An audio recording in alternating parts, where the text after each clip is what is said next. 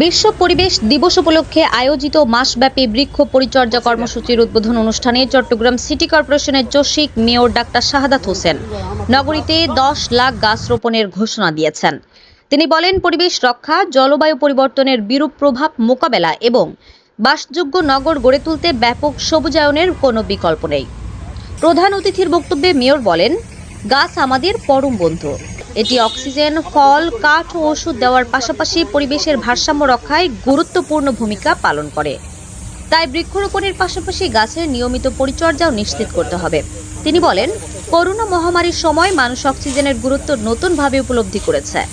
গাছ carbon die oxide শোষণ করে পরিবেশকে সুস্থ রাখে। এজন্য বৃক্ষরোপণকে সামাজিক আন্দোলনে পরিণত করার আহ্বান জানান তিনি। ডক্টর শাহাদাত হোসেন বলেন, আমরা একটি clean, green, healthy and safe city গড়ে তুলতে চাই। কালুরঘাট থেকে বিমানবন্দর পর্যন্ত সড়কের মিড আইল্যান্ডগুলো ফুল ও সবুজে সাজানো হবে। পাশাপাশি নগরীর বিভিন্ন খালি জায়গা, পার্ক ও উন্মুক্ত স্থানে ব্যাপক বৃক্ষরোপণ করা হবে। তিনি পরিচ্ছন্নতা ও উদ্যান বিভাগের কর্মকর্তা কর্মচারীদের পরিকল্পিতভাবে ফুল, ফল ও ঔষধি গাছ রোপণের মাধ্যমে নগরীর সৌন্দর্য বৃদ্ধিতে কাজ করার আহ্বান জানান। মেয়র বলেন, চট্টগ্রাম সমুদ্র, পাহাড়, নদী, খাল ও জলাশয়ে সমৃদ্ধ একটি নগরী।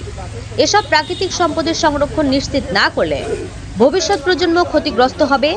তিনি কর্ণফুলী ও হালদা নদীসহ নগরীর খাল, জলাশয় রক্ষায় সবাইকে সচেতন হওয়ার আহ্বান জানান। বর্ষা মৌসুমে ডেঙ্গু, চিকুনগুনিয়া ও জিকা ভাইরাসের ঝুঁকির কথা উল্লেখ করে তিনি বলেন, নিজ নিজ বাসাবাড়ি ও আশপাশ পরিষ্কার রাখতে হবে এবং সপ্তাহে অন্তত একদিন পরিচ্ছন্নতা কার্যক্রম পরিচালনা করতে হবে।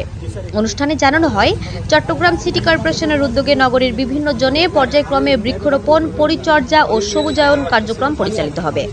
এর মাধ্যমে নগরীকে আরও সবুজ, পরিচ্ছন্ন ও পরিবেশ বান্ধব করে তোলার উদ্যোগ নেওয়া হয়েছে।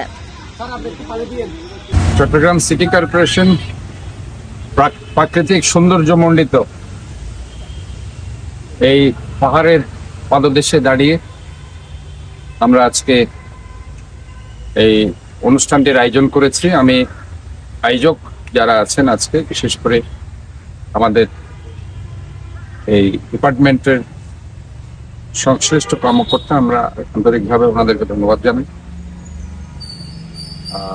এখানে আমরা যেটা বলি সেটি হচ্ছে, গাছ আমাদের পরম বন্ধু, কিন্তু গাছের যেটা পরিচর্যা করে সেটা অনেক সময় আমরা করতে চাই না। আমরা শুধু নিতে জানি, আমরা দিতে জানি না। এটা হচ্ছে আমাদের মূল সমস্যা। আজকে গাছ আমাদেরকে অক্সিজেন দিচ্ছে, আমরা নির্মল অক্সিজেন গাছ থেকে নিচ্ছি আমাদের নিঃশ্বাসের মাধ্যমে। আমরা যে শ্বাসটা ছাড়ছি, বিষাক্ত কার্বন ডাইঅক্সাইড গাছ ধারণ করছে এবং এইভাবে একটা সালোক সংশ্লেষণ প্রক্রিয়ার মাধ্যমে আমরা আমাদের জীবন প্রবাহ আমরা চালাচ্ছি। এবং আজকে দেখুন, আমি যদি বলি করোনাকালীন সময়ে 20 সাল 21 সাল অক্সিজেনের হসপিটালে বিল দিতে অনেকে নিঃস্ব হয়ে গেছে। তো কাজেই এই গাছ আমাদেরকে কাঠ দিচ্ছে, এই গাছ আমাদেরকে ফল দিচ্ছে, এই গাছ আমাদেরকে বিভিন্ন ঔষধি গাছ ওষুধ দিচ্ছে। একসময় সিংকুনা গাছের ছাল থেকে কুইনাইন আবিষ্কার হয়েছে। এই যে ম্যালেরিয়ার কোনো ওষুধ ছিল না একসময়, এই সিংকুনা গাছ, এক ধরনের সিংকুনা গাছের ছাল থেকে কুইনাইন আবিষ্কার হয়েছে।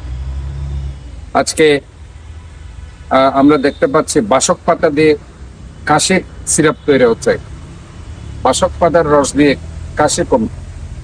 তো গাছ অনেক পরম বন্ধু আমাদের, কিন্তু আমরা গাছের পরিচর্যা করি না। গাছকে আমাদেরকে পরিচর্যা করতে হবে নিয়মিত।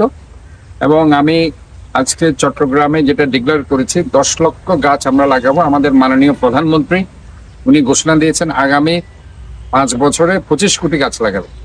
তো অত্যন্ত সুদূর প্রসারী একটা চিন্তা ভাবনা ওনার। আমাদের একটি গ্রিন বাংলাদেশ দরকার, আমাদের একটা গ্রিন সিটি, যেটা আমরা বলেছি একটা clean, green, healthy and safe city.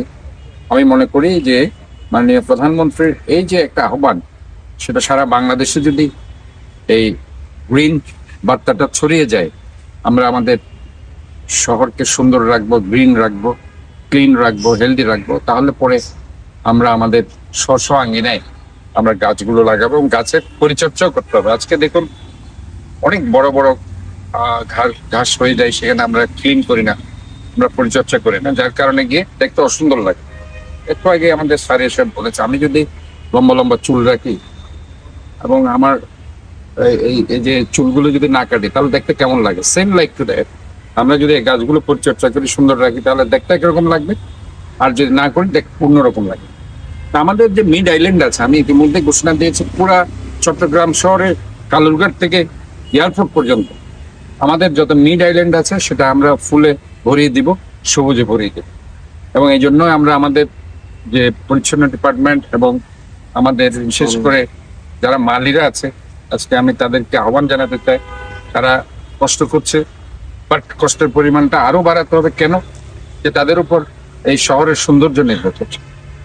আমরা মনে করি যে তারা আরো বেশি তাদের যে কাজ করছে, তারা যদি চিন্তা ভাবনা করে আরো কাজ করে, বিশেষ করে কোন জায়গায় কোন ফুলটা সুন্দর লাগবে, কোন জায়গায় কোন জিনিসটাকে মানাবে, এইভাবে যদি চিন্তা ভাবনা করে তারা যদি গাছগুলি চুজ করে এবং সেখানে যদি ফুলের গাছ, ফলের গাছ লাগায়, ঔষধি গাছ লাগায় এবং সবুজের একটা সমারোহ করতে পারে বিভিন্ন জায়গায়, তাহলে পরে আমার মনে হয় শহরটাকে অন্যরকম একটা গেট আপে তারা নিয়ে যেতে পারে।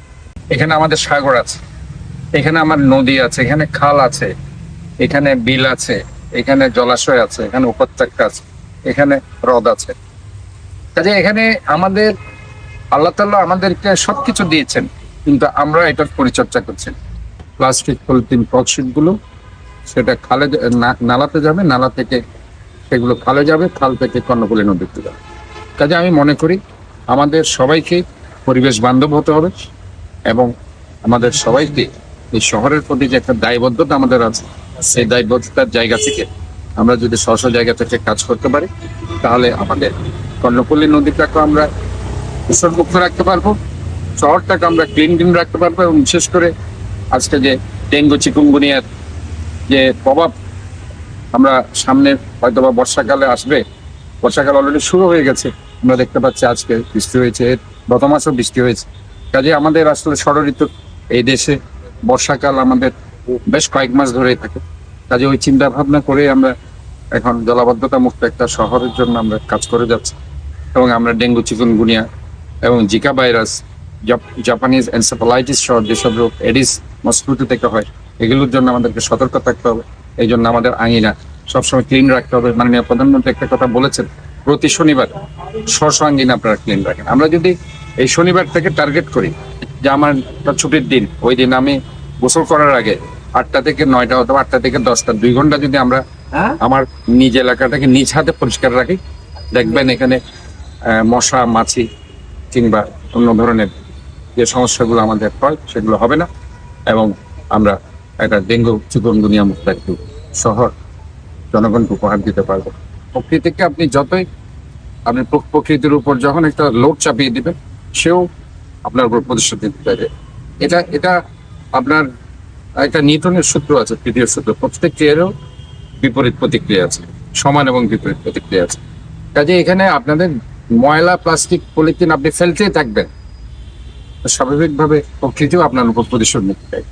এই জন্য আমরা যত্রতত্র ময়লা, প্লাস্টিক, পলিথিন, পটশিট এগুলো ফেলবো না, আমরা সুনির্দিষ্ট ডাস্টবিনে ফেলবো এবং আমাদের যে কমিটমেন্ট একটা শহরকে একটা ইকো ফ্রেন্ডলি করা এবং ক্লিন, গ্রিন, হেলদি, সেফ করা, এই জায়গায় ইনশাল্লাহ আমরা আমাদের এই শহরটাকে নিয়ে যেতে চেষ্টা করবো। আমি আপনাদেরকে ধন্যবাদ জানাচ্ছি আজকে এখানে আসার জন্য এবং আমাদের এই কর্মসূচি যে আজকে শুরু হলো, এটা চলতে থাকবে। আমাদের যে একটু আগে বললাম, প্রত্যেকটা জোনে আমরা কিন্তু এই বাগানগুলো করব, গাছ লাগাবো, আমরা মানুষের কল্যাণের জন্য কাজ করব।